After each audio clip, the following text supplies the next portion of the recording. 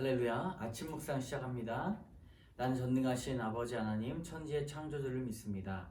나는 그의 유일하신 아들 우리 주 예수 그리스도를 믿습니다. 그는 성령으로 잉태되어 동정녀 마리아에게서 나시고 본디오 빌라도에게 고난을 받아 십자가에 못 박혀 죽으시고 장사된 지 사흘 만에 죽은 자 가운데서 다시 살아나셨으며 하늘에 오르시어 전능하신 아버지 하나님 우편에 앉아 계시다가 거기로부터 살아있는 자와 죽은 자를 심판하러 오십니다. 나는 성령을 믿으며 거룩한 공교회와 성도의 교제와 죄를 용서받는 것과 몸의 부활과 영생을 믿습니다. 아멘. 우리 오늘 하나님께서 주시는 말씀 전에 우리 함께 찬양해야죠. 88장 내 진정 사모하는 1절만 찬양합니다.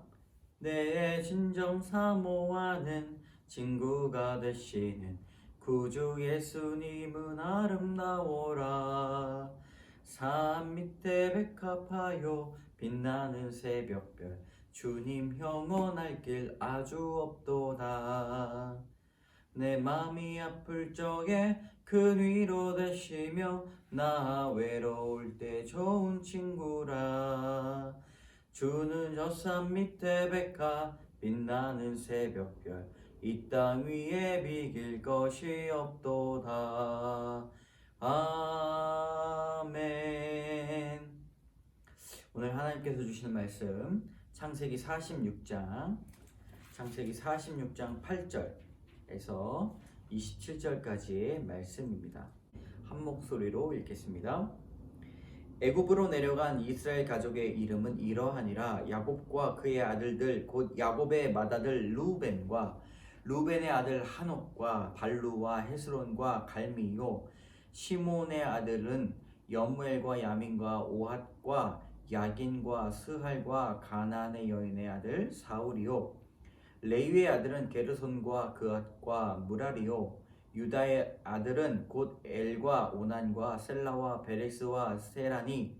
엘과 오난은 가나안 땅에서 죽었고 베레스의 아들은 헤스론과 하물이요. 이사갈의 아들은 돌라와 부아와 욥과 시므론이요. 수불론의 아들은 세렛과 엘론과 야르엘이니.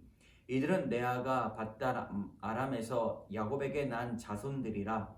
그 딸 디나를 합하여 남자와 여자가 33명이며 가세 아들은 시변과 학기와 순이와 에스본과 에리와 아로디와 아레리요. 아셀의 아들은 임나와 이스와와 이스위와 부리아와 그들의 누이 세라며 또 부리아의 아들은 헤벨과 말기엘이니.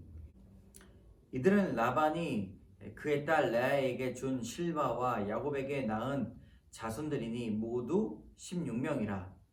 야곱의 아내 라헬의 아들 곧 요셉과 베냐민이요. 애굽 땅에서 온 제사장 보디베라의 딸 아스낫이 요셉에게 낳은 므낫세와 에브라임이요. 베냐민의 아들 벨라와 베겔과 아스벨과 게라와 나아만과 에히와 로스와 묵빔과 훗빔과 아르시니. 이들은 라헬이 야곱에게 낳은 자손들이니 모두 14명이요. 단의 아들 후심이요. 납달리의 아들 곧 야스엘과 구니와 예셀과 실렘이라. 이들은 라반이 그의 딸 라헬에게 준 빌하 야곱에게 낳은 자손들이니 모두 7명이라. 야곱과 함께 애굽에 들어간 자는 야곱의 며느리들 외에 66명이니 이는 다 야곱의 몸에서 태어난 자이며 애굽에서 요셉이 낳은 아들은 2명이니 야곱의 집 사람으로 애굽에 이른 자가 모두 70명이었더라. 아멘. 우리 창세기 46장에서 8절 27절까지 본문을 요약하면 애굽으로 내려간 이스라엘 가족의 이름이 이제 어머니별로 나옵니다. 이름만 나와가지고 이름이 굉장히 좀 어려운데 레아에게 있는 실바의 이 여종 16명이고 야곱의 아내 라헬이 낳은 자손은 14명, 라헬의 여종 비라는 7명이죠. 그럼 레아가 낳은 자손은 33명이죠. 애굽으로 이주한 모든 사람들은 70명입니다.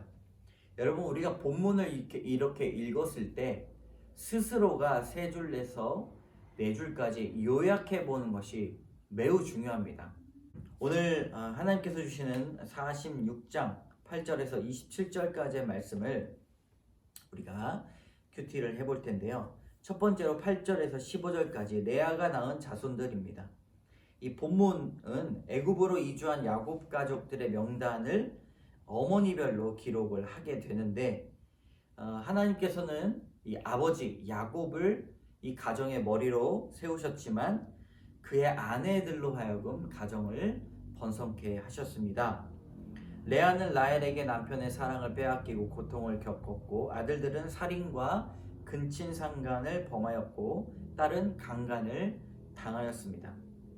그러나 고통 가운데 하나님을 찬송한 레아는 누구보다 많은 자손을 낳았을 뿐 아니라 그 자손으로부터 제사장 지파와 다윗의 왕가, 그러니까 레위 지파와 유다의 자손으로 하나님께서 사용하셨죠.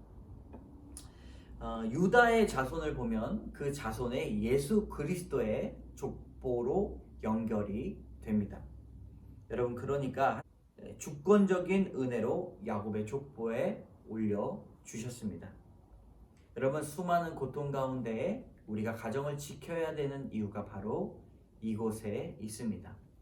아무리 힘들고 지치고 또 때로는 인생이 무너졌고 상상할 수 없는 일들을 겪었더라 하더라도, 이혼을 겪고 불륜을 겪고 또 부모가 없는 고아 일지라도 하나님께서는 그 대에서 생명이 끊어지게 하시지 않고 분명히 예수 그리스도의 족보까지 올리는 귀한 복을 허락해 주십니다. 여러분, 이 족보를 통하여서 우리가 얻을 수 있는 귀한 은혜는 하나님 손에 붙들린 바 된 사람은 분명히 하나님께서 그 가정을, 그 가문을 복을 내려주신다라는 말씀입니다. 여러분, 절대로 포기할 인생은 없고 절대로 망한 인생은 없습니다.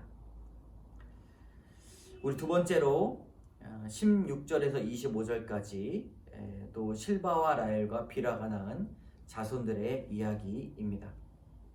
성경은 실바의 자손을 라반이 그의 딸 라헬에게 준 실바를 낳은 자손이라고 표현을 하죠. 과거 야곱이 라반 밑에서 겪은 이런 기간들을 상기시켜 주게 됩니다.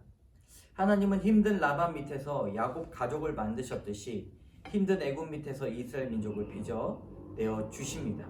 그리고 70명으로 간 백성들이 200만 명이 넘어가는 귀한 역사를 우리에게 성경을 통해서 보여주셨습니다. 성경의 인물들은 우리가 그저 소설처럼 읽어나가는 것이 아니라 분명히 성경에서의 인물들이 그런 고된 훈련과 고된 시험을 통해서 하나님께 붙들린 바 된 사람이 어떻게 살아가고 있는가, 하나님께서 어떻게 건져내 주셨는가에 대한 구속사, 구원의 역사를 우리에게 말씀해 주고 계십니다.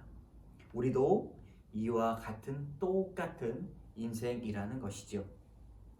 하나님의 주권적인 은혜로 애굽 여인의 자손들이 주의 백성들에게 포함이 되어졌던 것처럼 우리도 하나님의 귀한 역사가 우리 인생에서도 똑같이 펼치게 될 것입니다. 이 시대에 성경이 쓰여진다면 우리의 인생에 이름이 들어가기를 소원하시는 여러분들 되시기를 바랍니다. 성경에서 족보가 쓰여진 이유는 이런 족보의 인생에 우리의 이름도 들어갈 수 있다는 것을 보여주시는 것이죠. 1등의 인생, 그리고 잘남의 인생, 돈이 많은 인생이 아니라 하나님 앞에 온전히 엎드려지고 부족하고 보잘것없는 인생이라도 하나님께서 귀하게 쓰시는 일들이 많이 있다는 것입니다. 여러분, 우리가 해야 될 것이 무엇입니까? 우리의 죄를 회개하고 하나님 앞에 온전히 나가는 것이 우리의 할 일입니다. 여러분, 오늘 동일하게 주시는 이 간증이 있습니다. 최고의 위로라고 하는 하금단 씨의 간증인데요. 한번 읽어보도록 하겠습니다. 남편의 외도로 이혼한 저희 부부는 지금은 재결합하여 믿음의 공동체에 속해 있습니다. 그런데 얼마 전 소그룹 모임에서 나눔을 하는데 제 안에 찔림이 있었습니다. 남편은 눈에 보이는 음란죄가 있기에 즉각적으로 회개를 하였지만 저는 여전히 남편을 정죄하며 피해자의 가면을 쓰고 있었기 때문입니다. 힘든 형편에도 갖은 고생을 하며 7남매를 건사하신 부모님을 보면서 저는 세상에서 인정받고자 했었고 실패하는 사람은 게으르고 무능하다고 여겼습니다. 그러나 남편과 결혼했는데 남편이 토목 현장에서 일하는 바람에 결혼 초부터 주말 부부로 오래 지냈습니다.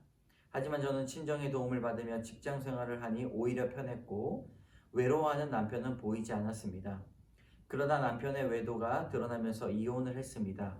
이후 조강지처로 남편에게 사랑받지 못했다는 열등감과 두 아이의 가장으로 홀로 책임져야 한다는 압박감에 힘겨워하고 있을 때 지인의 소개로 교회를 다니게 되었습니다. 처음에 저는 소그룹 모임에서 남편과 내연녀 탓을 하며 억울하다는 나눔만 했습니다. 그런데 어느 날 한 집사님이 집사님, 제가 대신 사과할게요. 제가 바로 아내가 있는 남자와 바람핀 내연녀예요. 저를 용서해 주세요. 이런 저도 예수님을 만나 구원받으니 숨이 쉬어져요 하며 저를 꼭 안아 주었습니다. 그러자 가슴 한쪽에 묻어둔 커다란 쇳덩이가 순식간에 사라진 것처럼 홀가분해지며 하염없는 눈물이 흘렀습니다. 며느리와 동침하고 자기 수치를 인정한 유다 같은 그분의 고백은 제게 최고의 위로가 되었습니다. 그렇게 조강지처와 내연녀가 편견 없이 자기 죄를 고백하고 함께 울고 웃는 공동체에 속해 가다 보니 어느새 저도 교만과 편견, 혈기로 가정을 깬 저의 죄가 깨달아져서 남편과 재결합할 수 있었습니다. 오늘 본문의 레아가 고통 중에도 하나님을 찬송하고 그녀의 자손으로부터 예수님이 오시는 것을 보면서 연약해도 조강지처 자리를 지키고 있는 저를 위로하시는 말씀으로 들려 눈물이 납니다. 야곱의 집 사람으로 애굽에 이른 자는 모두 70명으로 70은 하나님의 놀라운 구원의 섭리와 그 백성을 향한 사랑과 축복을 상징한다고 하는데 아직 믿지 않는 친정 식구들도 다 구원되어 생명책에 기록되기를 기도합니다. 아멘. 오늘 이렇게 어려운 고백을 할 수 있었던 것은 성령이 우리의 마음을 조명하신 것이고 누구나 죄를 짓는 것은 똑같은 인간이다 라고 하는 우리에게 교훈이 되는 것이죠. 누가 더 잘못하고 누가 손가락질 받아야 되는 것이 아니라 우리를 구원으로 이끌어 주신 예수 그리스도 앞에 우리가 자복하며 찬양하는 것이 마땅하다는 말씀입니다. 함께 기도하겠습니다. 참 좋으신 하나님, 감사합니다.